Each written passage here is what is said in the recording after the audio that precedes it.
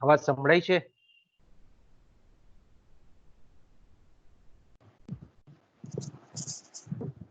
हाँ sir. Complete સંભળાય છે ને? ઓકે. हाँ सर। તો આપણે આજે સંચાલકીય અર્થશાસ્ત્રમાં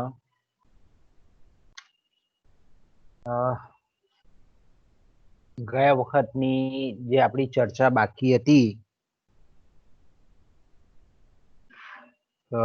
માંગ વિશ્લેષણમાં ખાસ કરીને માંગના જે પ્રકારો છે તે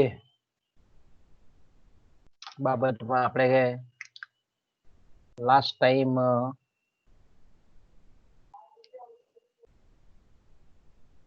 ચર્ચા કરી ગયા તે પ્રમાણે પહેલું તો ખાસ કરીને આપણે માંગ વિશ્લેષણ કોને કહેવાય, માંગ વિશ્લેષણનું સંચાલકીય અર્થશાસ્ત્રમાં અને ખાસ કરીને સંચાલકીય અર્થશાસ્ત્રી અને સંચાલકો માટે શું મહત્વનું છે એની પણ આપણે ચર્ચા કરી ગયા. પછી આપણે જે ખાસ ચર્ચા કરતા હતા એ આપણે માંગના પ્રકારો. પહેલા તો આપણે પહેલા ખાસ કરીને એ પણ જોયેલું હતું આપણે કે ભાઈ માંગ કોને કહેવાય. સામાન્ય અર્થમાં માંગ એટલે શું અને અર્થશાસ્ત્રની પરિભાષામાં માંગ એટલે શું એની આપણે ચર્ચા આગળ કરી ગયા. પછી આપણે જે જોતા હતા તેમાં માંગના જે અલગ અલગ જે મુખ્ય પ્રકારો છે એની આપણે ચર્ચા કરતા હતા અને એમાં ખાસ કરીને આપણે જોયું તે પ્રમાણે કે વપરાશી વસ્તુઓની માંગ અને ઉત્પાદક વસ્તુઓની માંગ, એટલે કે જેનો આપણે અંતિમ ઉપભોગ કરતા હોઈએ અને એના માટે જ્યારે માંગ થતી હોય તો એને આપણે વપરાશી વસ્તુ કે ઉપભોગની વસ્તુ કે કન્ઝ્યુમર્સ ગુડ્સ કહીએ છીએ. જ્યારે ઉત્પાદકીય વસ્તુ એટલે અન્ય વસ્તુના ઉત્પાદનમાં જેનો ઉપયોગ થાય છે તે વસ્તુઓ. ત્યાર પછી આપણે બીજો પ્રકાર પણ જોઈ ગયેલા હતા, નાશવંત વસ્તુઓ અને ટકાઉ વસ્તુઓ. એટલે પેરિશેબલ ગુડની ડિમાન્ડ અને ખાસ કરીને આપણે એમ કહીએ કે ડ્યુરેબલ ગુડ્સની ડિમાન્ડ. નાશવંત વસ્તુઓ એટલે એવી વસ્તુઓ કે જે માત્ર એક જ વખત આપણે એમ કહીએ કે એનો વપરાશ કરીએ અને એનું મૂલ્ય ખત્મ થઈ જાય, ઓછું એ પૂરું થઈ જાય. તો તેવી વસ્તુઓની જે માંગ છે તેને આપણે નાશવંત વસ્તુઓની માંગ કહીએ છીએ. જ્યારે આપણે એમ કહીએ કે ટકાઉ વસ્તુઓની માંગ એટલે આપણને ખબર છે તે પ્રમાણે કે જેનો આપણે વારંવાર ઉપયોગ કરી શકીએ છીએ. અમુક ચોક્કસ સમયગાળા દરમિયાન એ વસ્તુનો આપણે ઉપભોગ વારંવાર કરી શકતા હોય તો તેવી વસ્તુને આપણે ટકાઉ વસ્તુ કહીએ છીએ. હવે બંનેના આપણે પેટા પ્રકારો પણ જોયેલા હતા કે નાશવંત વપરાશી વસ્તુ અને ટકાઉ વપરાશી વસ્તુ. ખાસ કરીને આપણે જોયેલું તે પ્રમાણે કે ભાઈ નાશવંત વપરાશી વસ્તુ એટલે તમામ પ્રકારની જે ખાદ્યાન્ન છે તે શાકભાજી છે, તેલ છે, ચોકલેટ છે, બિસ્કિટ છે, દૂધ છે, આ બધી વસ્તુઓ કેવી છે તો કે નાશવંત વપરાશી વસ્તુઓ છે. જ્યારે કપડાં છે, બૂટ ચંપલ છે, રહેઠાણ છે, ટેબલ ખુરશી છે, પંખો છે, રેફ્રિજરેટર છે, ફ્રીજ છે, ટીવી છે, આ બધી વસ્તુઓ કેવી છે કે જેને આપણે ટકાઉ વપરાશી વસ્તુઓ કહીએ છીએ. એ જ રીતે નાશવંત ઉત્પાદકીય વસ્તુઓ કે ખાસ કરીને આપણે કહીએ કોલસો છે, ખનિજ તેલ છે, કે ઔદ્યોગિક કાચો માલ સામાન છે, કે આ બધી વસ્તુઓને આપણે નાશવંત ઉત્પાદકીય વસ્તુ કહીએ છીએ. અને બીજી આપણે બીજો પ્રકાર એનો પેટા પ્રકાર જોયેલો હતો તે પ્રમાણે કે ટકાઉ ઉત્પાદકીય વસ્તુઓ, એટલે કે એવી ઉત્પાદકીય વસ્તુઓ કે ખાસ કરીને એનું વારંવાર આપણે ઉત્પાદકીય હેતુ માટે એનો ઉપયોગ કરી શકાય. તો ખાસ કરીને આપણે મશીનો છે કે પ્લાન્ટનું મકાન છે કે ઓજારો છે, વાહન વ્યવહારના સાધનો છે કે જેનો આપણે વારંવાર સમયના ઘણા બધા લાંબા સમય સુધી આપણે એનો ઉપયોગ કરી શકતા હોય તો તેને આપણે ટકાઉ ટકાઉ ઉત્પાદકીય વસ્તુઓ કહીએ છીએ. તો ખાસ કરીને આપણે જોયું તે પ્રમાણે કે આ બંને જે આપણે પ્રકારો જોયા, પેટા પ્રકારો જોયા, સંચાલકે એ બંને વચ્ચેનો જે તફાવત છે, બંને વચ્ચેનો જે ભેદ છે એનાથી ખાસ વાકેફ રહેવું પડે. નાશવંત વસ્તુઓનું આપણે એમ કહીએ કે વર્ગીકરણ એટલું બધું સંકુલ નથી, એટલું બધું આપણે એમ કહીએ કે અટપટું નથી, પણ ટકાઉ વસ્તુઓનું વિશ્લેષણ છે આપણે આગળના પીરિયડમાં જોઈ ગયા તે પ્રમાણે કે થોડુંક કેવું છે, સંકુલ છે, ગૂંચવાડા વાળું છે, અટપટું છે. કારણ કે ટકાઉ વસ્તુની જે માંગ થાય છે તે આપણે બે પ્રકારમાં જોઈ ગયા. પહેલું છે આપણે ઘસારા માંગ, જેને આપણે પુનઃસ્થાપના માંગ પણ કહીએ છીએ, પુનઃસ્થાપન માટેની માંગ. અને બીજી આપણે જોયેલું હતું તે પ્રમાણે વિસ્તરણ માંગ અથવા તો વિસ્તાર માટેની માંગ. આપણે એમ કહીએ કે આનો ભેદ એને ખબર હોવી જોઈએ સંચાલકોને, તો આપણે એમ કહીએ કે પ્રોપર સંચાલકીય નિર્ણયીકરણની પ્રક્રિયા એ લોકો કરી શકે છે. પછી આપણે ત્રીજો માંગનો પ્રકાર જોયેલો હતો અને એ છે વ્યુત્પન્ન માંગ. બીજો આપણે કયો પ્રકાર જોયેલો હતો? તો કે વ્યુત્પન્ન માંગ અને સ્વતંત્ર માંગ. અથવા તો આપણે બીજા અર્થમાં જો કેવું હોય તો આપણે એમ કહી શકીએ કે પરોક્ષ માંગ અને પ્રત્યક્ષ માંગ અથવા તો સ્વતંત્ર માંગ, ઓટોનોમસ માંગ. તો કે વ્યુત્પન્ન માંગ એટલે એવી માંગ કે જે વસ્તુ અન્ય કોઈ બીજી વસ્તુ જેને આપણે કહીએ છીએ તેના પર આધારિત હોય. આ પીરિયડમાં લગભગ આની પણ આપણે ચર્ચા કરી ગયા છે ઓલરેડી. કે ભાઈ દાખલા તરીકે બારી દરવાજાની જે માંગ થાય છે તે આ પ્રકારની માંગ છે, એ જ રીતે સિમેન્ટની માંગ છે, સ્ટીલની માંગ છે, કે ખાસ કરીને બાંધકામ પ્રવૃત્તિમાં જો વિસ્તાર થતો હોય તો તેવા સંજોગોમાં આપણે એમ કહી શકીએ કે આ પરોક્ષ વસ્તુઓની માંગ વ્યુત્પન્ન વસ્તુઓની માંગમાં આપણને વધારો થવા જોવા મળે છે.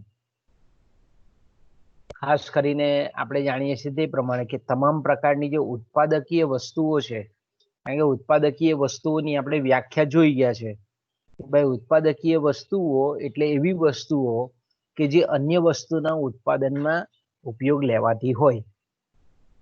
તો સ્વાભાવિક છે કે અન્ય વસ્તુની જો માંગ વધે તો ઉત્પાદકીય વસ્તુઓની માંગ વધે.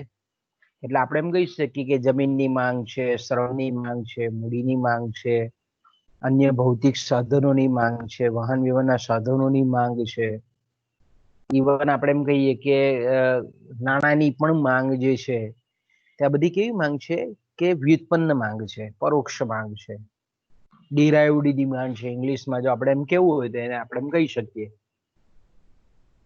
ત્યારે બીજી તરફ આપણે એમ કહીએ કે એવી વસ્તુઓ કે જે અન્ય વસ્તુઓ પર આધારિત ન હોય છતાં પણ એની માંગ જો થતી હોય તો તેને આપણે સ્વાયત્ત માંગ કે એને આપણે સ્વતંત્ર માંગ, ઇંગ્લિશમાં એને આપણે ઓટોનોમસ ડિમાન્ડ કહીએ છીએ.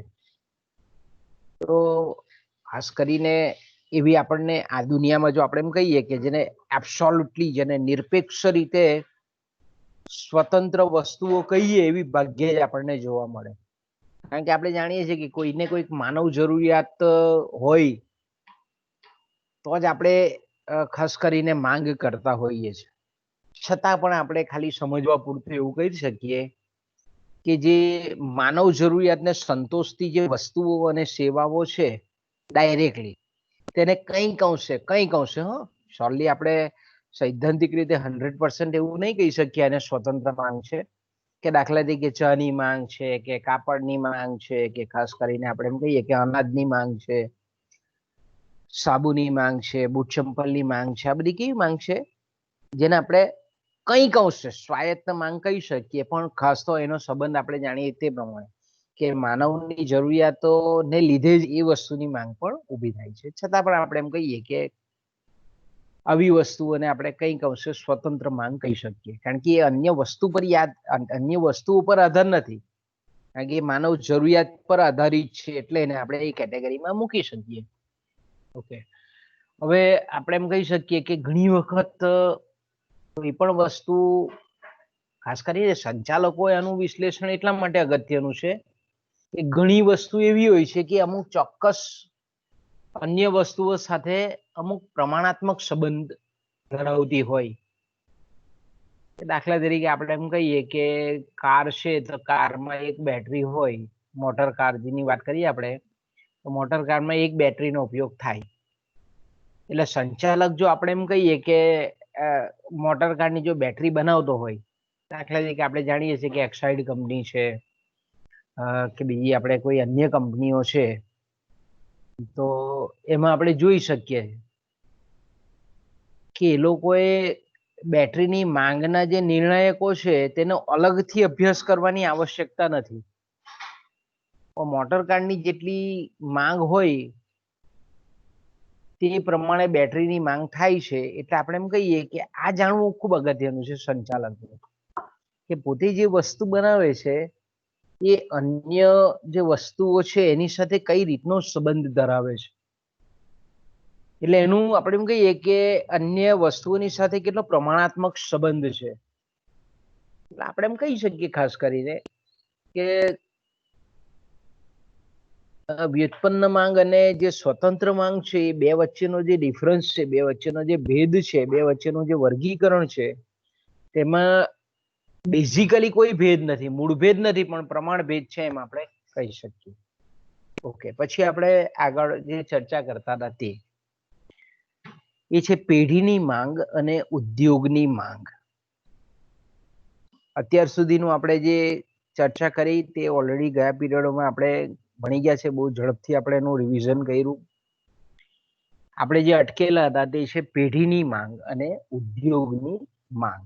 હવે આપણે જાણીએ છીએ તે પ્રમાણે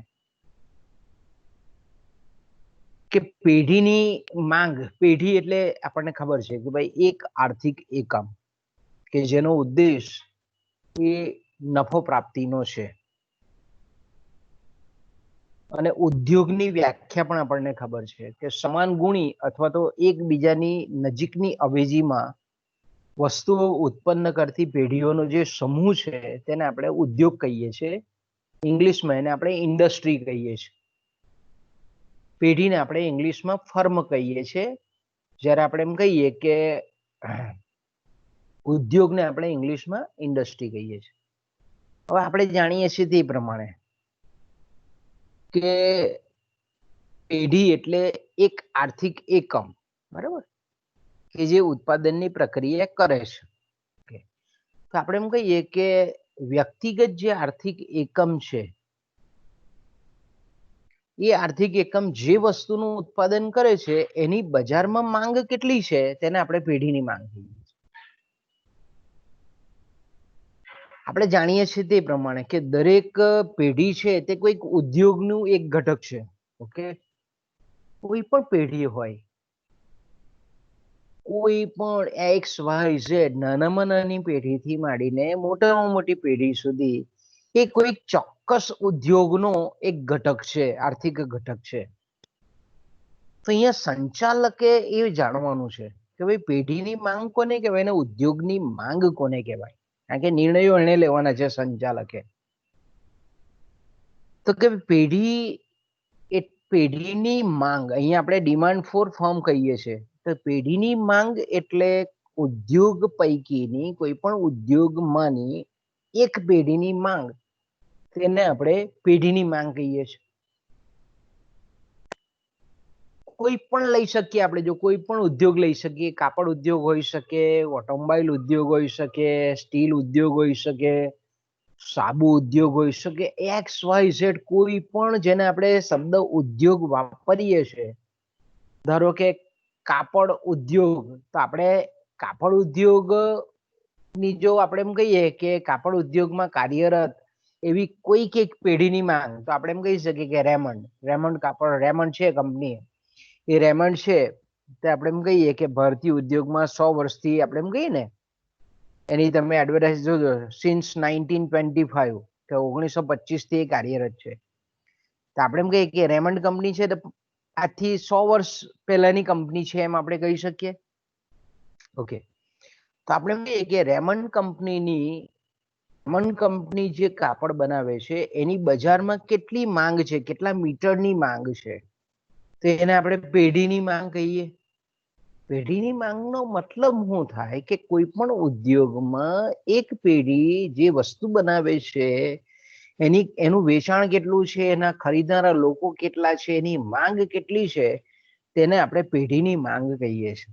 ઓકે, દાખલા તરીકે કાર ઉદ્યોગ છે કે બાઇક ઉદ્યોગ છે, તો કે ભાઈ મારુતિ કંપનીની આ વર્ષમાં કેટલી માંગ થઈ તેને આપણે પેઢીની માંગ કહીએ છીએ. હીરો હોન્ડા કંપનીની કેટલી માંગ થઈ, ટીવીએસ સુઝુકીની કેટલી માંગ થઈ, એક્ટિવાની કેટલી માંગ થઈ, તો આને પર્ટિક્યુલર પેઢીની આપણે માંગ કહીએ છીએ. હવે એનાથી ઉલટું ઉદ્યોગની માંગ, એટલે ઉદ્યોગની આપણે વ્યાખ્યા જોઈ ગયા કે સમાન ગુણીય અથવા તો તદ્દન નજીકની અવેજી વસ્તુઓનું ઉત્પાદન કરતી પેઢીઓનો સમૂહ એટલે ઉદ્યોગ. તો આપણે એમ કહીએ કે ઉદ્યોગમાં ધારો કે 100 પેઢી છે, કોઈ પણ ઉદ્યોગ આપણે માની લઈએ કે 100 પેઢી છે, તો 100 પેઢીની જે વ્યક્તિગત પેઢીની જે માંગ છે એનો આપણે સરવાળો કરીએ, એનો આપણે ટોટલ કરીએ, તો આપણને મળે છે ઉદ્યોગની માંગ. ધારો કે આપણે કહીએ કે ભારતનો ટીવી ઉદ્યોગ, બરાબર, તો ભારતનો ટીવી ઉદ્યોગ છે તો કે ભાઈ દાખલા તરીકે આપણે એમ કહીએ કે ભારતમાં સોની કંપની ટીવી બનાવે છે, સેમસંગ બનાવે છે, વિડીયોકોન બનાવે છે, ઓનિડા કંપની ટીવી બનાવે છે, ઘણી બધી એવી કંપનીઓ છે કે જે ટીવી બનાવે છે.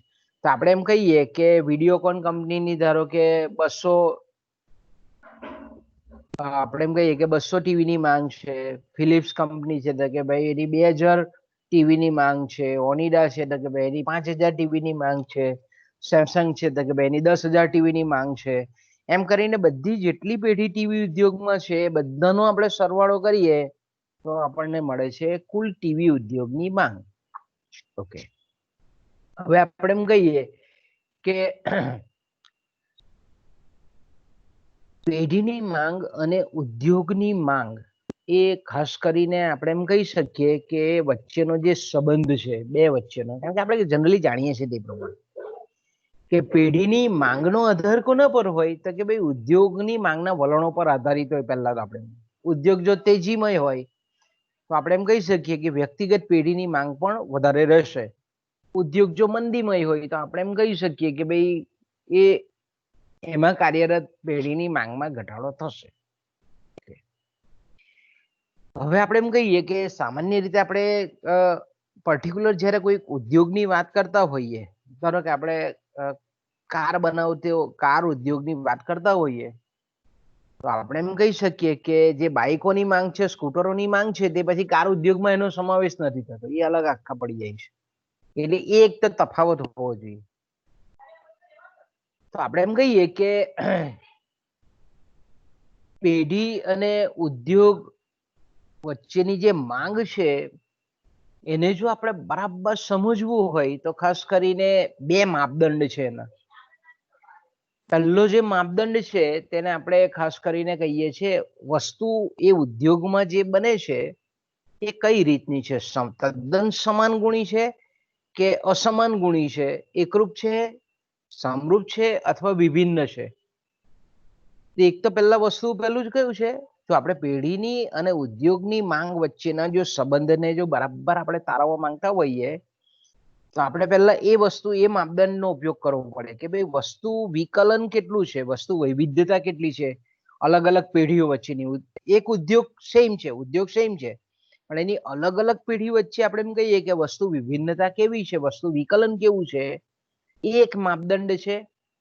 અને બીજું આપણે એમ કહીએ ને કે જેને આપણે બજાર માળખાઓ કહીએ, એટલે બજારમાં આપણે એમ કહી શકીએ કે વેચનાર જે પેઢીઓ છે એ વેચનાર પેઢીઓની વચ્ચેની હરીફાઈ કેવી છે. એટલે આપણે એમ કહી શકીએ કે ખાસ કરીને જ્યારે બજાર માળખાનું જે માર્કેટ સ્ટ્રક્ચર કહીએ છીએ એનું વિભાજન આ બે પરિબળોને આધારે આપણે કરતા હોઈએ છીએ. આપણે જાણીએ છીએ કે તો ઉદ્યોગની અંદર જે પેઢીઓ જે વસ્તુ બને છે એનું સ્વરૂપ કેવું છે, અને બીજું આપણે જોયું તે પ્રમાણે કે ભાઈ વેચનારોની સંખ્યા કેવી છે, કેટલી છે, તેના આધારે આપણે એમ કહીએ કે ખાસ કરીને આપણે પેઢી અને ઉદ્યોગની માંગ વચ્ચેનો સંબંધ આપણે સમજીએ છીએ. ધારો કે આપણે એમ કહીએ કે આપણે બજાર માળખા વિશેથી એકદમ વાકેફ છે, અવગત છે. ખાસ કરીને કે ધારો કે પહેલું બજાર આપણે જાણીએ છીએ તે પ્રમાણે કે પૂર્ણ હરીફાઈ વાળું બજાર છે. પછી આપણે જાણીએ છીએ તે પ્રમાણે કે ઇજારાયુક્ત હરીફાઈ વાળું બજાર છે. ત્રીજું બજાર આપણને ખબર છે કે અલ્પ હસ્તક ઇજારા વાળું બજાર કહીએ છીએ. ચોથું બજાર આપણે જાણીએ છીએ તે પ્રમાણે કે ખાસ કરીને દ્વિહસ્તક ઇજારા વાળું બજાર, અને પાંચમું બજાર છે તેને આપણે ખાસ કરીને આપણે ઇજારા વાળું બજાર કહીએ છીએ. આપણે એમ કહી શકીએ કે આ જે બંને આ બજાર માળખાઓ છે, અલગ અલગ બજાર માળખાઓ, ઇજારો, દ્વિહસ્તક ઇજારો, પૂર્ણ અલ્પહસ્તક ઇજારો, અપૂર્ણ અલ્પહસ્તક ઇજારો, ઇજારેયુક્ત હરીફાઈ, પૂર્ણ હરીફાઈ. બરાબર. અલ્પહસ્તક ઇજારાને આપણે પાછા બે પેટા પ્રકારો એટલા માટે વેચીએ છીએ. એમ તો દ્વિહસ્તક ઇજારા વાળા બજારના બી બે પેટા પ્રકાર પડે છે, પણ અહીંયા એને આપણે બહુ કન્સિડર કરતા નથી. પણ અહીંયા આપણે કહીએ કે અલ્પહસ્તક ઇજારા વાળાના પણ આપણે બે પેટા પ્રકાર પડે છે. એમાં પહેલું છે સંપૂર્ણ અથવા તો પૂર્ણ અલ્પહસ્તક ઇજારો, અને બીજો છે અપૂર્ણ અલ્પહસ્તક ઇજારો. પૂર્ણ અલ્પહસ્તક ઇજારો એટલે કેવો ઇજારો કે એમાં જે વસ્તુનું ઉત્પાદન થાય છે એ કેવું છે, તદ્દન સમાન ગુણી છે. અને અપૂર્ણ અલ્પહસ્તક ઇજારો એટલે એકબીજાની થોડી નજીકની અવેજી વસ્તુઓ ઉત્પાદિત કરે છે. ઓકે, તો અહીંયા મેં તમને કીધું તે પ્રમાણે કે અહીંયા પેઢીની માંગ અને ઉદ્યોગની માંગ વચ્ચેનો જે સંબંધ છે એ સંબંધને આપણે બે રીતે, એના બે માપદંડો દ્વારા એને આપણે તપાસી શકીએ. ખાસ તો બજાર માળખાઓના પરિપ્રેક્ષ્યમાં અને બજાર માળખાઓમાં આપણે જોયું તે પ્રમાણે કે એક તો વસ્તુ વૈવિધ્યતા, કઈ ટાઈપની વસ્તુ બને છે તેના પર, અને બીજું છે વેચનાર પેઢીઓની સંખ્યા અથવા તો હરીફોનું પ્રમાણ.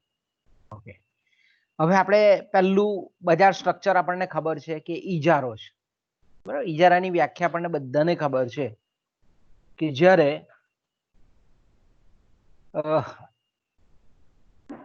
કોઈ પણ બજારમાં વસ્તુ કે સેવાનો એક અને માત્ર એક જ ઉત્પાદક આવેલો હોય તો તેને આપણે ઇજારો કહીએ છીએ. ઇજારો એટલે મોનોપોલી, ઇંગ્લિશમાં આપણે એને મોનોપોલી કહીએ છીએ. મોનોપોલીનો મતલબ શું થાય કે ભાઈ જ્યારે ઉદ્યોગમાં એક જ પેઢી આવેલી હોય, એટલે બીજા અર્થમાં જો આપણે એમ કેવું હોય તો કે પેઢી અને ઉદ્યોગ વચ્ચેનો કોઈ તફાવત નથી, બંને એક જ હોય, તો તેવી પરિસ્થિતિને આપણે ઇજારાની પરિસ્થિતિ કહીએ છીએ.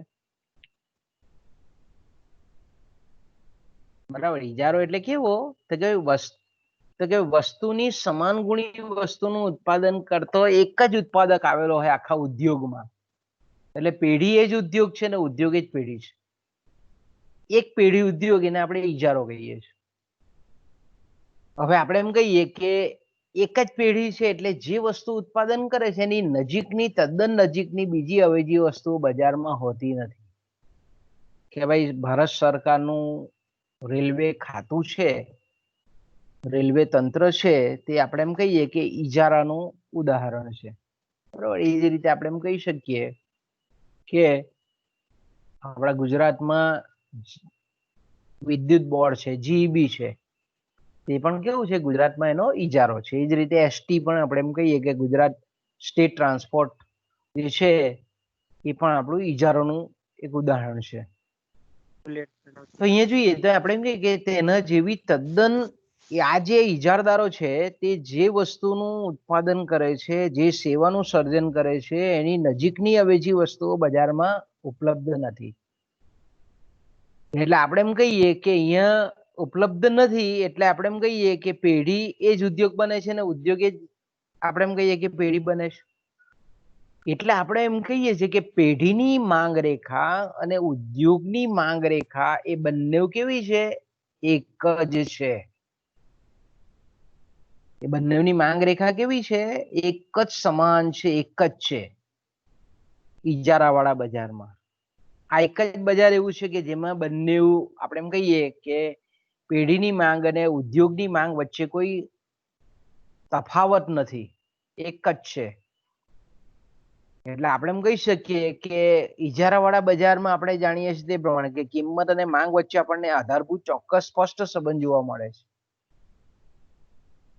અને આપણે એફઆઈમાં તમે ભણી પણ ગયેલા છો, તમે ભણી પણ ગયેલા છો કે ભાઈ ઇજારામાં જે માંગ રેખા છે પેઢીની, તે ડાબી બાજુથી જમણી બાજુ ઉપરથી નીચે તરફ ઢળતી હોય. એ જ રીતે આપણે એમ કહીએ કે ઉદ્યોગની માંગ રેખા પણ એવી જ છે કે ભાઈ ઉપરથી નીચે તરફ ઢળતી હોય. ઓકે, એટલે આપણે એમ કહીએ કે પેઢીની માંગ અને ઉદ્યોગની માંગ એક જ સરખી આપણને જોવા મળે છે. પહેલું બજાર, બજાર માળખું નંબર 1. બીજું આપણે જાણીએ છીએ તે પ્રમાણે કે પૂર્ણ અલ્પ હસ્તક ઇજારાના પેટા બે જે બજારો આપણે પાડીએ તે કે પરફેક્ટ ઓલિગોપોલી માર્કેટ, એટલે કે પૂર્ણ અલ્પ હસ્તક ઇજારો. હવે અલ્પ હસ્તક ઇજારો એટલે કેવું?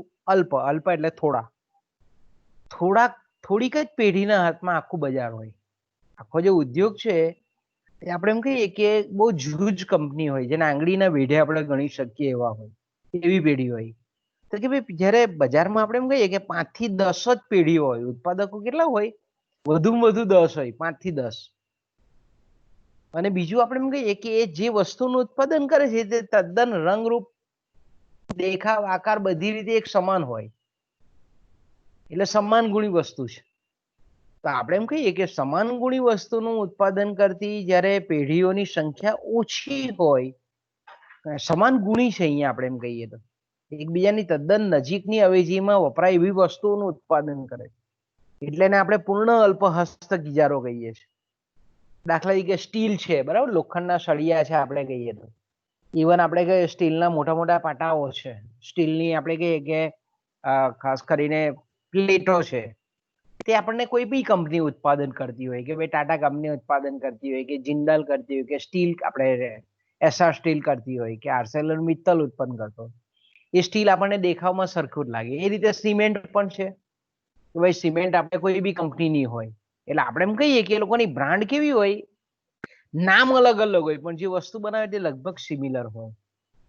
એ જ રીતે એલ્યુમિનિયમ પણ એવું છે. એલ્યુમિનિયમ કોઈ પણ પેઢી બનાવે પણ આપણને દેખાય કેવું? એલ્યુમિનિયમ એક સમાન દેખાય. હવે આ ટાઈપનું જ્યારે બજાર હોય ત્યારે શું થાય કે અહીંયા જે પેઢીઓ છે એ પેઢીઓની માંગ કેવી છે? એકબીજા પર આધારિત હોય છે. એટલે પેઢીઓ એકબીજા પર કેવી હોય છે? અવલંબિત હોય છે. પેઢીઓની કિંમત અને જે માંગ છે એ વચ્ચે કેવો છે? પરસ્પર ગાઢ સંબંધ હોય. એટલે ગાઢ આપણે જેને કહીએ ને એકબીજા પર આધારિત ગાઢ પરસ્પરાવલંબન હોય, એનું મુખ્ય લક્ષણ છે આ બજારનું. એટલે આપણે એમ કહી શકીએ કે જ્યારે પૂર્ણ અલ્પહસ્તક ઇજારાવાળા બજારમાં જ્યારે કોઈ એક પેઢી જ્યારે પોતાની વસ્તુની કિંમતમાં ઘટાડો કરે, ધારો કે આપણે એમ કહીએ, તો એની જે હરીફ પેઢી છે, એનો જે કોમ્પિટિટર છે બજારનો, તે એ પ્રકારનું પ્રત્યાઘાતી પગલું લે પણ ખરો ને નહીં પણ લે. બરાબર, દાખલા તરીકે આપણે એમ કહીએ કે અંબુજા સિમેન્ટ કંપની છે. અંબુજા સિમેન્ટ કંપનીએ એની સિમેન્ટની 50 કિલોની થેલીના ભાવ ધારો કે 500 રૂપિયા પરથી ઘટાડીને 450 રૂપિયા કર્યા. તો કમળ છાપ સિમેન્ટ છે, કે હાથી છાપ સિમેન્ટ છે, કે અલ્ટ્રાટેક સિમેન્ટ છે, આ બધી પેઢીઓ શું કરે? 500 એ લોકોના ભાવ 500 ચાલતા હોય તો એ લોકો 450 કરે બી ખરા નહીં બી કરે. તો આપણે એમ કહીએ કે જ્યારે એક પેઢી અલ્પહસ્તક ઇજારાવાળા બજારની કોઈ એક પેઢી પોતાના પેદાશના ભાવ ઘટાડતી હોય ત્યારે અન્ય પેઢીઓ કદાચ એને અનુસરે બી ખરીને ન પણ અનુસરે. એટલે આ બજાર કેવું છે, અહીંયા ખબર નથી પડતી કે ભાઈ કિંમતમાં થતી ફેરફારની અસર એની માંગ પર કેવી રહેશે, માંગ વધશે કે ઘટશે એનો કોઈ ચોક્કસ અંદાજ બાંધી શકતી નથી. એટલે અહીંયા કેવી છે, પેઢીની માંગ કેવી રહી છે, પેઢીની માંગ રેખા કેવી રહી છે, અચોક્કસ રહે છે, અનિર્ણિત રહી છે. તમે નક્કી એને આપણે એમ કહીએ કે ચોક્કસ શેપ જે આપણે અન્ય બજારોમાં જોઈએ છે કે પૂર્ણ હરીફાઈ વાળું બજાર હોય, ઇજારા વાળું હોય કે ઇજારાયુક્ત હરીફાઈ વાળું બજાર હોય, એમાં તમે જે માંગ રેખા આપણે સ્પષ્ટ તારવી શકીએ છીએ એવી અહીંયા ચોક્કસ રેખા હોતી મળતી નથી આપણને, અનિર્ણિત રહી છે. એટલે આપણે એમ કહીએ કે કિંમત ઘટાડાની અસર વિશે ચોક્કસ માહિતગાર કોઈ પણ પેઢી હોતી નથી. એટલે આપણે એમ કહી શકીએ આવું જે બજાર છે તેમાં કેવું છે, કિંમત ચુસ્તતા નું વલણ આપણને જોવા મળે. મોટે ભાગે પેઢીઓ છે તે કિંમતમાં બહુ ઝાઝુ આપણે એમ કહીએ કે ફેરફાર ઈચ્છે નહીં. ટૂંકમાં આપણે એવું તારણ એના પરથી કાઢી શકીએ કે પેઢીની માંગ રેખા અને ઉદ્યોગની જે માંગ રેખા છે તે લગભગ આપણને સમાન જોવા મળે. એટલે કે ઉદ્યોગની જે માંગ રેખા છે એ જો અનિર્ણિત હોય અથવા તો આપણે એમ કહીએ કે વચ્ચે ખાંચ આવતી હોય કે આપણે એમ કહીએ કે બે ભાગમાં વહેંચાયેલી હોય તો આપણે એમ કહી શકીએ કે પેઢીની માંગ રેખાઓ પણ આ જ પ્રકારની હોઈ શકે. એટલે આપણે એમ કહી શકીએ કે અલ્પહસ્તક ઇજારાવાળું બજાર, પૂર્ણ અલ્પહસ્તક ઇજારાવાળા બજારમાં પેઢીની માંગ રેખા અને ઉદ્યોગની માંગ રેખા લગભગ એનો આકાર કેવો છે, લગભગ સમાન જેવો છે. પણ કેવો છે, પેલી આપણે એમ કહીએ કે જે આપણે તારવેલી એના નમૂના ટાઈપની છે, નાના નમૂના ટાઈપની આપણને જોવા મળે. એટલે આપણે એમ કહી શકીએ કે ખાસ કરીને આવા બજારમાં આપણને બે ખાંચ માંગ રેખામાં, પેઢીની માંગ રેખામાં આપણને કેવું બે ખાંચ જોવા મળે. પણ એ દરેક પેઢીની ખાંચ કેટલી તીવ્ર છે કે કેટલી આપણે એમ કહીએ છીછરી છે એનો આધાર આપણે જાણીએ છીએ તે પ્રમાણે કે સીમાંત આવક રેખા પર હોય છે. તે આપણે પછીથી આવશે જ આપણે તે વખતે એનો ડિટેલમાં આપણે અભ્યાસ કરીશું. ટૂંકમાં અહીંયા આપણે ખાસ કરીને માંગના કોન્ટેક્સ્ટથી જોઈએ તો પેઢીની માંગ રેખા અને ઉદ્યોગની માંગ રેખા લગભગ સિમિલર જેવી આપણને જોવા મળે છે, પણ પેલું નાનું મિનિએચર જેવું જોવા મળે છે. ઓકે, પછી આવે છે અપૂર્ણ અલ્પહસ્તક ઇજારો. કેવો ઇજારો છે? અપૂર્ણ અલ્પહસ્તક ઇજારો. એટલે બીજા અર્થમાં જો આપણે એમ કહીએ કે ભિન્ન ગુણી વસ્તુઓ બનાવતી પેઢીઓનો સમૂહ. ઉત્પાદકો ઓછા છે. પેઢી આપણે એમ કહીએ કે ઉત્પાદકો કેવા છે? ઓછા છે, પણ એ લોકો જે વસ્તુ બનાવે છે તે એકબીજાથી અલગ જુદી પડે થોડી. પરફેક્ટલી આપણે એમ કહીએ ને કે એક જ સમાનની વસ્તુ નથી, અહીંયા જુદી જુદી જોવા મળે આપણને. કે ધારો કે ટીવી છે તો કે ભાઈ ટીવી છે તો દરેક કંપનીના ટીવીમાં કોઈક વિશિષ્ટતા આપણને જુદી જુદી જોવા મળે. કોઈના સ્પીકર ઉપર હોય, કોઈ ફ્લેટ હોય, કોઈક આપણે એમ કહીએ કે કર્વેચર વાળું હોય, કોઈની હાઈટ વધારે હોય, કોઈનો સાઉન્ડ બહુ પરફેક્ટ હોય. ફ્રીજ પણ આપણે જોઈએ છે કે ભાઈ રેફ્રિજરેટર છે તો રેફ્રિજરેટર પણ આપણને અલગ અલગ પેઢીના અલગ અલગ જોવા મળે. મોટર કારમાં પણ આપણે જોઈ શકીએ છીએ કે દરેક કંપનીની કારની વિશિષ્ટતા અલગ અલગ હોય, પણ એકબીજાની અવેજીમાં વાપરી શકાય. તમે મારુતિની કાર ચલવો કે હુન્ડાઈની ચલવી શકાય. ટેલિવિઝન કોઈ પણ લઈ શકો, સેમસંગનું પણ લઈ શકો ને ઓનિડાનું પણ તમે જોઈ શકો. એટલે એકબીજાની અવેજીમાં વાપરી શકાય. પણ છતાં બી આપણે એમ કહીએ કે અહીંયા આપણને વસ્તુ વિભિન્નતા જોવા મળે છે, વસ્તુ વિકલન જોવા મળે છે. બીજું અહીંયા આપણે એમ કહીએ કે અહીંયા વસ્તુ વિભિન્નતા દરેક પેઢીઓ ઊભી કરે છે બજારમાં. એટલે એનું પરિણામ શું થાય તો કે અમુક ગ્રાહક વર્ગ પર દરેક પેઢીનો ઇજારો આપણને જોવા મળે છે. એટલે દરેક પેઢીનો ઇજારો જોવા મળે છે એટલે શું થાય, એનું અસર અહીંયા કેવી જોવા મળે કે કિંમતમાં એ ફેરફાર કરી શકે છે. ચોક્કસ રીતે કિંમત વધારી બી શકે છે અને ઘટાડી પણ શકે છે. જો પેલું પૂર્ણ અલ્પહસ્તક ઇજારામાં કેવું છે કે આપણે એમ કહીએ કે રિએક્શન પેઢીઓનું ઘડ પરસ્પર અવલંબન હોય, જ્યારે અહીંયા આપણે એટલું બધું ઘડ જોવા નહીં મળતું, કારણ કે દરેક પેઢીના અમુક ગ્રાહકો બંધાયેલા હોય. એટલે આપણે એમ કહી શકીએ કે કોઈ પેઢી જો કિંમત વધારે ઘટાડે તો એની માંગ પર આપણે એમ કહીએ કે બહુ ઓછી અસર જોવા મળે. એ જ રીતે આપણે એમ કહીએ કે પેઢી પોતાની જે વસ્તુ છે એની ક્વોલિટી સુધારે, ગુણવત્તા સુધારે, વેચાણ ખર્ચ, વિજ્ઞાપન ખર્ચ વધારે, અને પછી પણ આપણે એમ કહીએ કે માંગને વધારો કરી શકે છે, માંગને ઉત્તેજન આપી શકે. એટલે આપણે એમ કહી શકીએ કે અપૂર્ણ અલ્પહસ્તક ઇજારાવાળું બજાર છે એમાં પેઢીની સ્વતંત્ર અને ચોક્કસ માંગ રેખા આપણે મેળવી શકીએ. એટલે અહીંયા આપણે એમ કહી શકીએ કે ઉદ્યોગની જે માંગ રેખા છે તે અને પેઢીની માંગ રેખા છે એ બંને સમાન નથી હોતી, જે આગળના પેટા પ્રકારમાં આપણે જોયું તે પ્રમાણે. સંપૂર્ણ અલ્પહસ્તક ઇજારાવાળા બજારમાં બંને પેઢી અને ઉદ્યોગની માંગ રેખા લગભગ આપણને સમાન જેવી મળે છે, પેલી એના નાના નમૂના જેવી છે. જ્યારે અહીંયા આપણે જોઈએ તો બંને પેઢીની માંગ રેખા અને ઉદ્યોગની માંગ રેખા બંને અલગ આપણને જોવા મળે છે. ઓકે, પછી આપણે જાણીએ છીએ તે પ્રમાણે ચોથો જે બજાર માળખાનો પ્રકાર, પૂર્ણ હરીફાઈ વાળું બજાર. તો કે પૂર્ણ હરીફાઈ વાળું બજાર એટલે આપણને ખબર છે કે જે વસ્તુઓ ઉત્પાદિત થાય છે તે કેવી છે, તો કે તદ્દન સમાન ગુણી વસ્તુ છે. ઉત્પાદિત થતી વસ્તુ કેવી છે, એકદમ સમાન ગુણી છે. એટલે આપણે એમ કહી શકીએ કે સમાન ગુણી છે, અને બીજું આપણે એમ કહીએ કે લાખો કરોડોની સંખ્યામાં આપણે એમ કહીએ કે ઉત્પાદક પેઢીઓ આવેલી છે. એટલે આપણે એમ કહી શકીએ કે કોઈક વ્યક્તિગત જે પેઢી છે એ વ્યક્તિગત પેઢી છે તે બજાર દ્વારા નક્કી થયેલી કિંમતે ગમે તેટલા એકમોનું ઉત્પાદન કરી શકે છે અને એનું વેચાણ કરી શકે.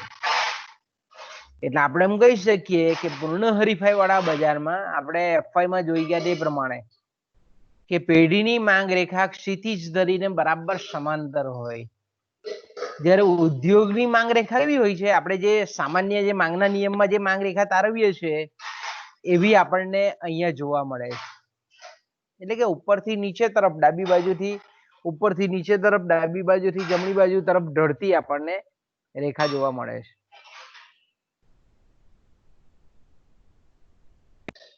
આપણે પૂર્ણ હરીફાઈ વાળું બજાર આપણે જાણીએ છીએ કે એ કેવું બજાર છે, આદર્શ પ્રકારનું બજાર છે. વાસ્તવમાં આપણને ઓછું જોવા મળે, જોવા નહીં મળતું, પણ આપણે એમ કહી શકીએ કે એને સમજવા માટે કૃષિ પેદાશોનું જે બજાર છે તેનો આપણે ઉપયોગ કરી શકીએ. ટૂંકમાં અહીંયા આપણે માંગના, પેઢીની માંગ અને ઉદ્યોગની માંગ રેખા, આપણો જે માંગનો પ્રકાર છે એની ચર્ચા કરીએ છીએ. એટલે આપણે એના પરથી એક જસ્ટ તારણ એવું કાઢી શકીએ કે પૂર્ણ હરીફાઈ વાળા બજારમાં પેઢીની માંગ રેખા એ આપણને એક્સ અક્ષને ક્ષિતિજ ધરીને સમાંતર જોવા મળે છે, જ્યારે પૂર્ણ હરીફાઈ વાળા બજારમાં ઉદ્યોગની માંગ રેખા ઉપરથી નીચે તરફ, ડાબી બાજુથી જમણી બાજુ તરફ આપણને ઢળતી જોવા મળે છે. એટલે પેઢી અને ઉદ્યોગની માંગ રેખા કેવી છે, તદ્દન એકબીજા કરતા જુદી આપણને સ્પષ્ટ દેખાય. ઓકે, હવે પછીનું બજાર છે ઇજારાયુક્ત હરીફાઈ વાળું બજાર. હવે ઇજારાયુક્ત હરીફાઈ વાળું બજાર એટલે આપણને ખબર હોવી જોઈએ પહેલા તો કે લગભગ એકબીજાની નજીકની અવેજી વસ્તુઓ ઉત્પન્ન કરતી અસંખ્ય પેઢીઓ. જો અલ્પહસ્તક ઇજારા વાળું બજાર એટલે એવું બજાર છે કે જેમાં પેઢીઓની સંખ્યાને આપણે આંગળીના ભેઢે ગણી શકીએ, જ્યારે ઇજારાયુક્ત હરીફાઈ વાળું બજાર કેવું છે, એમાં અસંખ્ય પેઢીઓ છે, એટલી બધી પેઢીઓ છે કે એને આપણે ગણવીએ તો તકલીફ વાળું કામ છે. બીજું આપણે એમ કહીએ કે ઇજારાયુક્ત હરીફાઈ વાળું બજાર એ એવું બજાર છે કે જેમાં દરેક પેઢીઓ જે છે તેનો કિંમત પર કાબુ હોય છે, એ પોતાની પેદાશની કિંમત પોતે નક્કી કરી શકે. અને બીજું આપણે એમ કહીએ કે આખા ઉદ્યોગનું જે વેચાણ છે તે અલગ અલગ પેઢીઓ વચ્ચે વહેંચાઈ ગયેલું હોય છે. કારણ કે આ બજાર આપણને જાણીએ તે પ્રમાણે કે એક બાજુ ઇજારાના પણ લક્ષણો છે અને બીજી બાજુ આપણે એમ કહીએ કે પૂર્ણ હરીફાઈના પણ લક્ષણો આપણને જોવા મળે છે. તો બે પ્રકારના આપણને અહીંયા ખાસ કરીને વલણ જોવા મળે છે આ બજારમાં. એટલે આપણે એમ કહી શકીએ કે ઇજારાયુક્ત હરીફાઈ વાળા બજારમાં પેઢીની જે માંગ રેખા છે એ માંગ રેખા કેવી છે કે ઇજારા વાળા બજારમાં આપણને જે માંગ રેખા જોવા મળે છે પેઢીની એ જ રીતની હોય. પણ આ બે વચ્ચેનો બેઝિકલી ડિફરન્સ શું છે કે ઇજારા વાળા બજારમાં આપણે એમ કહીએ કે જે પેઢીની માંગ રેખા છે તે કેવી છે? સાપેક્ષ રીતે મૂલ્ય અનપેક્ષ માંગ રેખા છે. જ્યારે ઇજારાયુક્ત હરીફાઈમાં પેઢીની માંગ રેખા એ ઋણ દર તો ધરાવે જ છે, પણ એની માંગની મૂલ્ય સાપેક્ષતા કેવી છે? સાપેક્ષ રીતે મૂલ્ય સાપેક્ષ માંગ છે. એટલે માંગ રેખા વધુ મૂલ્ય સાપેક્ષ છે, એટલે ઓછા તીવ્ર દર વાળી છે. જ્યારે ઇજારા વાળા બજારમાં કેવું છે તો કે એની ઢળનો જે તીવ્રતા છે તે આપણને થોડી વધારે જોવા મળે છે. જ્યારે અહીંયા આપણે એમ કહીએ કે અલગ છે. અહીંયા આપણે જાણીએ છીએ તે પ્રમાણે કે ઇજારાયુક્ત હરીફાઈમાં હરીફોની જો સંખ્યા વધે ઉદ્યોગની અંદર તો આપણે એમ કહી શકીએ કે પેઢીની માંગ પર એ ચોક્કસ રીતે અસર કરી શકે. ઇજારામાં તો આપણે જાણીએ છીએ તે પ્રમાણે કે એનો કોઈ ઓલ્ટરનેટ નથી, એનો કોઈ આપણે એમ કહી શકીએ કે એનો હરીફ નથી કોઈ. જ્યારે ઇજારાયુક્ત હરીફાઈમાં એના જેવી જ સમાન ગુણી અથવા તો અસમાન ગુણી વસ્તુ વિકલિત થતી વસ્તુનું ઉત્પાદન કરતી ઘણી બધી પેઢીઓ છે. હવે આપણે એમ કહીએ છીએ કે દરેક પેઢીની માંગ રેખા એ અલગ અલગ કિંમત, અલગ અલગ વસ્તુની ગુણવત્તા, અલગ અલગ વિજ્ઞાપન ખર્ચ એને લીધે આપણને અલગ અલગ જોવા મળે છે. એટલે આને આપણે એમ કહીએ કે ઉદ્યોગની માંગ રેખા મેળવવામાં આ બજારમાં બહુ તકલીફ પડે છે. આપણે જે રીતે અન્ય બજારોમાં ઉદ્યોગની માંગ રેખા મેળવી શકીએ છીએ તેવી અહીંયા આપણને મેળવી શકાતી સામાન્ય, જેને આપણે સામાન્ય ઉદ્યોગની માંગ રેખા કહીએ છીએ, એ આપણને મળી શકતી નથી, એમ આપણે ચોક્કસ રીતે કહી શકીએ. ઓકે, પછી હવે જે પાંચમો પ્રકાર આપણે જોઈએ તો સમગ્ર બજારની માંગ અને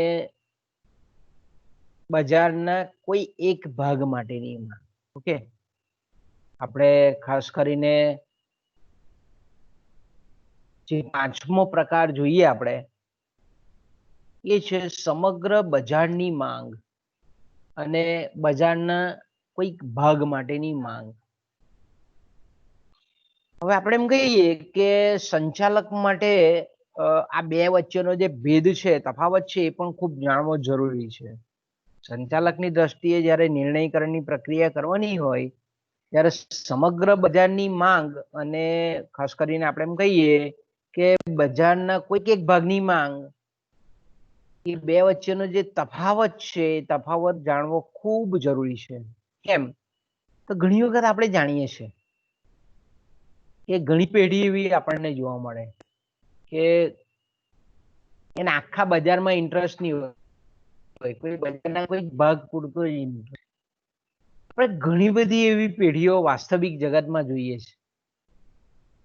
છે કે એ આખા સમગ્ર રાષ્ટ્રવ્યાપી બજારમાં એનું વેચાણ નથી કરતી, પણ અમુક સ્ટેટ પૂરતું મર્યાદિત છે. દાખલા તરીકે આપણે એમ કહીએ કે બાલાજીની વેફર, બરાબર, બાલાજીની વેફર આપણે જાણીએ છીએ કે ગુજરાતમાં જ મળે.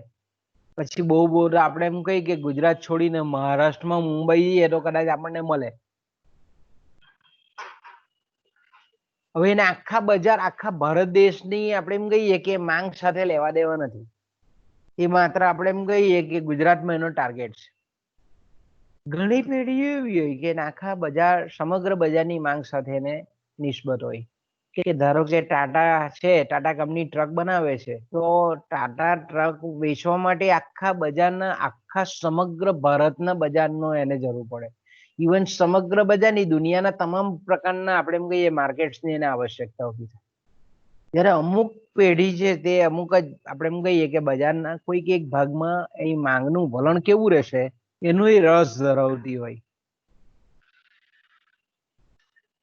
ખાસ કરીને જ્યારે માંગ આગાહી કરવાની હોય ત્યારે આપણે એમ કહીએ કે બજારની જે કુલ માંગ અને બજારના કોઈ એક ભાગની કે એક વિભાગની માંગ કેટલી રહેશે તે જાણવું ખૂબ અગત્યનું બનતું હોય છે સંચાલક માટે.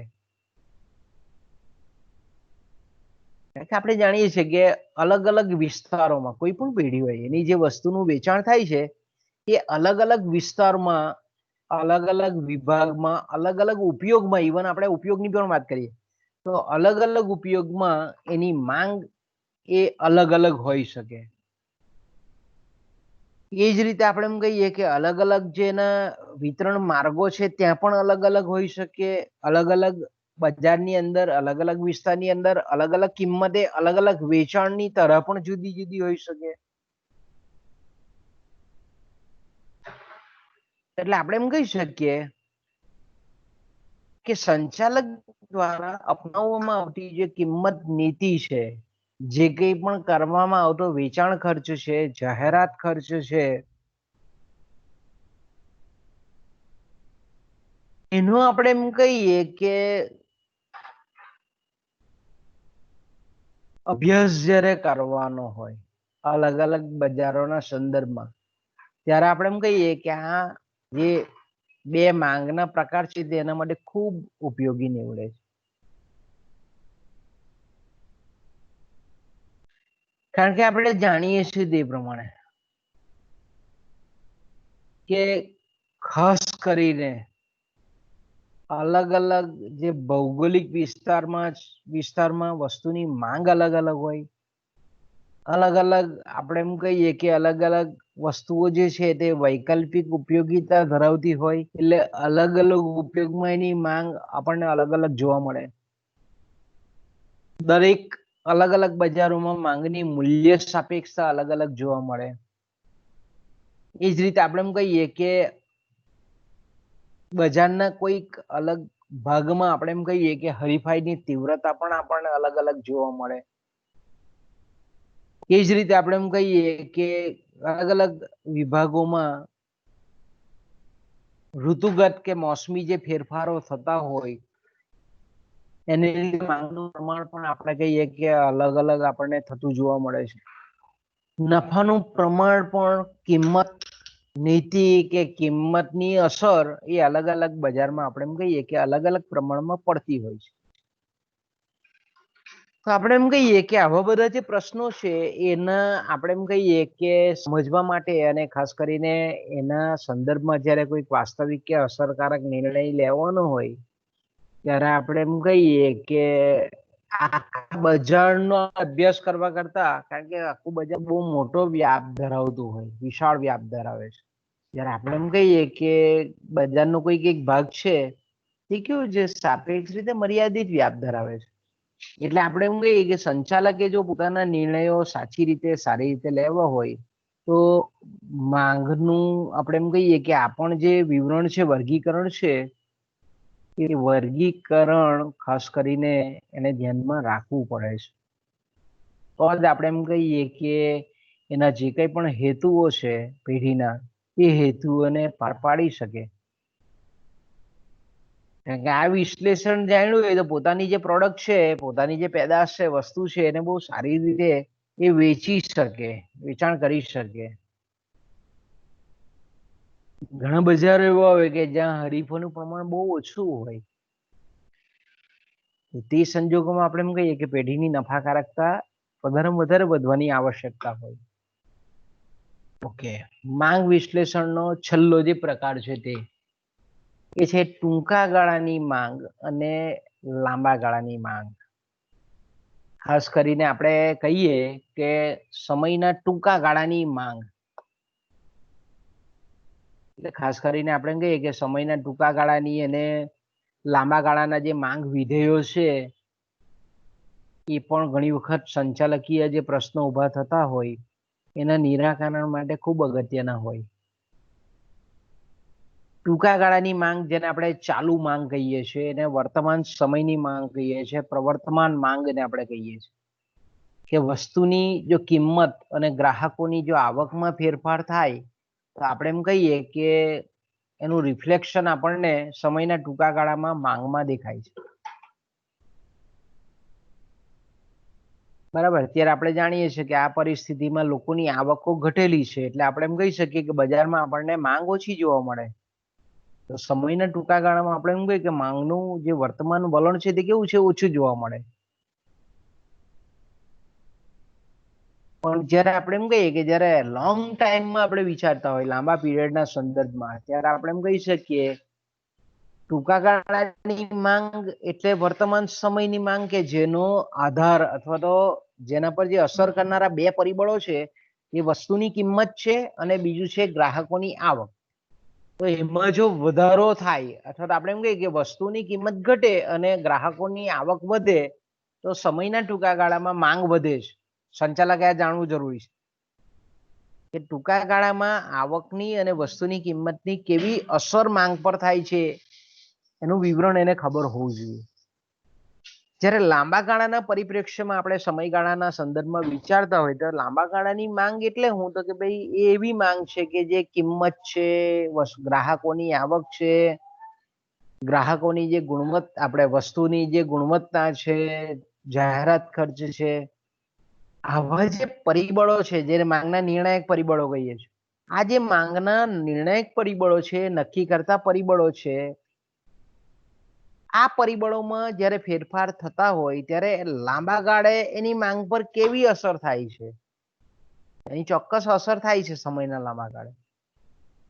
એટલે આપણે એમ કહીએ કે આવા પરિબળો કે જે માંગને નક્કી કરે છે, પેઢીના સંચાલક દ્વારા આવા નિર્ણાયકોમાં કોઈ કઈ ફેરફાર કરવામાં આવતો હોય તો એની અસર સમયના લાંબા ગાળે કેવી થશે તેનું એનાલિસિસ પણ, એનું વિશ્લેષણ પણ એ સંચાલકને ખબર હોવી જોઈએ. કે ધારો કે આપણે એમ કહીએ કે આપણે જીઈબી છે, બરાબર, આપણે ગુજરાત ઇલેક્ટ્રિસિટી બોર્ડ છે, એ બોર્ડ છે ધારો કે વીજળીના દર 5 રૂપિયા યુનિટ પરથી ઘટાડીને 2 રૂપિયા યુનિટ કરે છે. તો આપણે એમ કહીએ કે 5 રૂપિયા પરથી 2 રૂપિયા પર ઘટે તો આપણે એમ કહીએ કે જેની પાસે ઇલેક્ટ્રોનિક કે ઇલેક્ટ્રિક સાધનો છે, જેની પાસે, જે કુટુંબ પાસે વોશિંગ મશીન છે, જેની પાસે ફ્રીજ છે, જેની પાસે ઇલેક્ટ્રિક સગડી છે, જે લોકો પાસે ઇલેક્ટ્રિક હીટર છે, એર કન્ડિશન છે, તો આપણે એમ કહીએ કે 5 રૂપિયા યુનિટ પરથી ઘટાડીને 2 રૂપિયા યુનિટ થાય તો આપણે એમ કહીએ કે ટૂંકા ગાળામાં એની માંગ વધે, માંગનો વિસ્તાર થાય ટૂંકા ગાળામાં. કેમ? કારણ કે વીજળીના ભાવ ઘટ્યા છે એટલે જેની પાસે ઇલેક્ટ્રિક સાધનો છે એ લોકો શું કરે છે, વીજળીનો વપરાશ વધારે છે. હવે આપણે એમ કહીએ કે ટૂંકા ગાળામાં, સમયના લાંબા ગાળે એટલો બધો જે આપણે એમ કહીએ કે વીજળીની માંગ ઊભી થાય છે એવી ટૂંકા ગાળામાં કદાચ તરત રિફ્લેક્શન નહીં થાય. કારણ કે આપણે એમ કહીએ કે જો આ ઘટેલા ભાવ જો સમયના લાંબા ગાળા સુધી રહે તો લોકોએ શું કરવું પડે, વીજળીના સાધનો, વીજળીનો ઉપયોગ કરતા સાધનોની ખરીદી કરવી પડે, ઇલેક્ટ્રિકલ સાધનો વસાવવા પડે ને આપણે એમ કહીએ. એટલે આપણે એમ કહીએ કે અત્યારના જે ચાલુ વપરાશકારો છે એમાં વધારો થાય. ક્યારે? સમયના લાંબા ગાળે.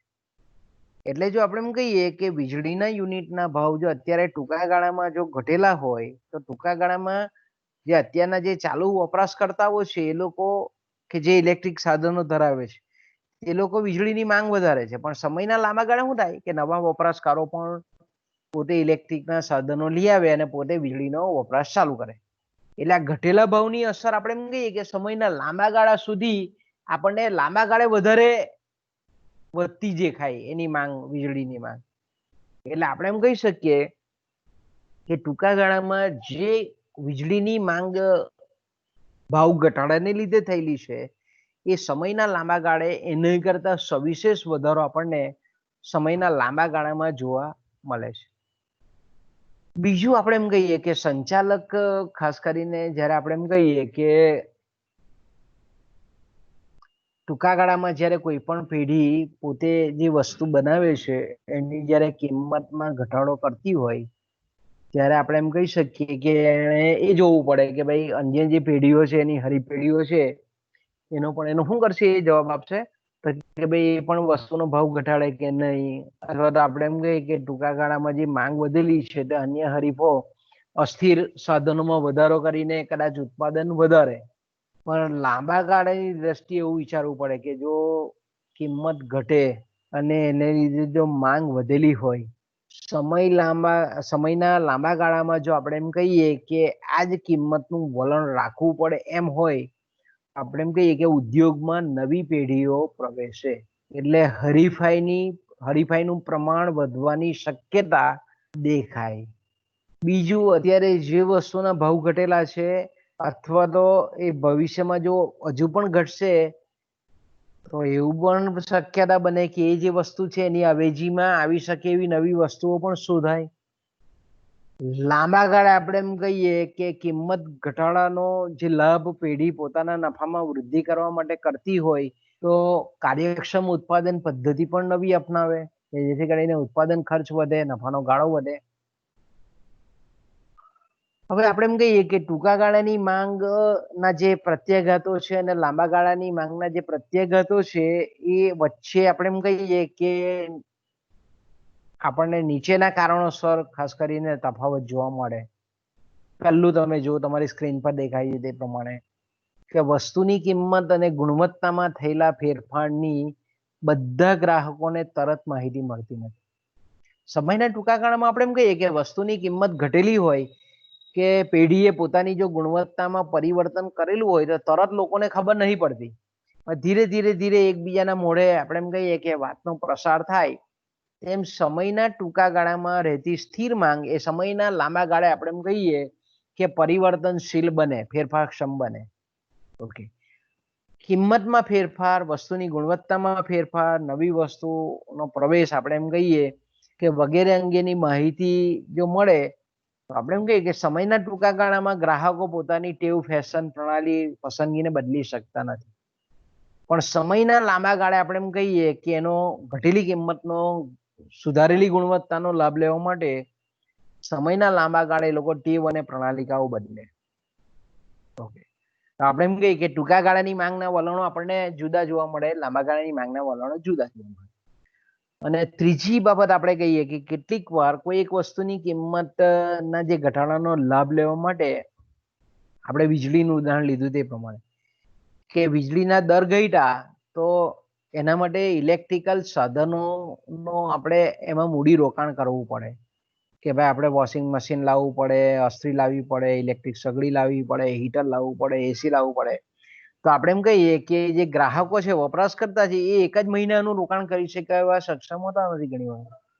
એટલે આપણે એમ કહીએ કે ધીરે ધીરે ક્રમશઃ એ દર મહિને એક એક વસ્તુ લાવતા જાય. એટલે સમયના લાંબા ગાળે ટૂંકા ગાળામાં જે વીજળીની માંગ છે એના કરતા સમયના લાંબા ગાળે એની માંગમાં પ્રત્યાઘાતો આપણને અલગ જોવા મળે. તો આ જે છે તેને આપણે ટૂંકા ગાળાની માંગ કહીએ છીએ અને લાંબા ગાળાની માંગ કહીએ છીએ. તો મિત્રો આપણે અહીંયાથી અટકીએ કારણ કે એસવાય વાળા બાળકો થોડા પાછા રાહ જોતા હશે.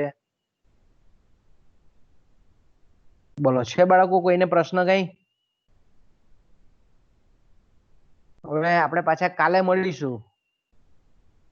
ઓકે.